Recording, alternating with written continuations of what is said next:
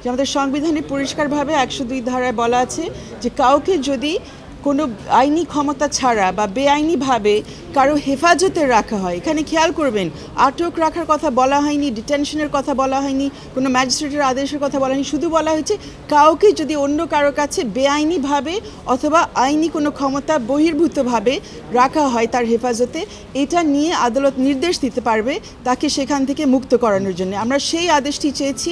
এখানে ডিবির থেকে আমরা শুনেছি বারবার বিভিন্ন জায়গায় টেলিভিশনের পর্দায় আমাদের পত্রপত্রিকার মাধ্যমে তাদের পরিষ্কার স্টেটমেন্ট যে ওনাদের হেফাজতে এই 6 জন ছাত্র আছেন। তারা বারবার বলেছেন, সবার কাছে স্বীকার করেছেন, তাদের সাথে তারা খাওয়া দাওয়া করছেন, এটাও দেখিয়েছেন, কিন্তু কোথায় তারা বলছেন যে তারা তাদের সম্মতি নিয়ে তাদেরকে কাছে রেখেছেন, এই কথাগুলো আমরা পাচ্ছি না।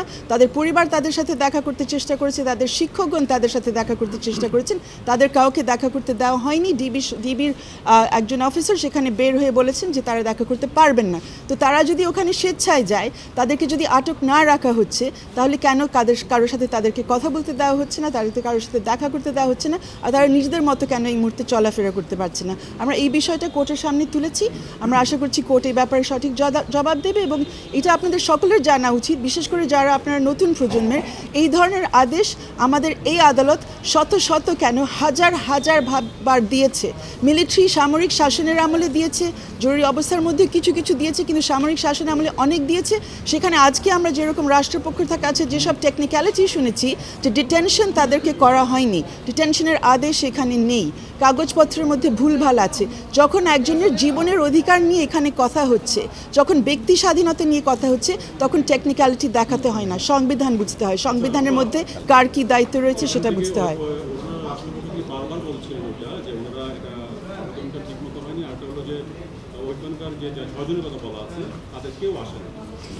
এখানে আপনি দয়া করে সংবিধানটা পড়বেন এই আবেদনটা করার জন্য, যে কাউকে অন্য কারো হেফাজতে রাখা হয়েছে আইন বহির্ভূতভাবে বেআইনিভাবে, সেই অ্যাপ্লিকেশন, সেই আবেদন যে কোনো ব্যক্তি, আপনিও করতে পারেন, আমিও করতে পারি, যে কোনো ব্যক্তি করতে পারে। আর এখানে যারা এই আবেদন নিয়ে এসছেন তারা হচ্ছেন এই আদালতের 2 জন আইনজীবী, তারা যে কেউ এমনিতে না।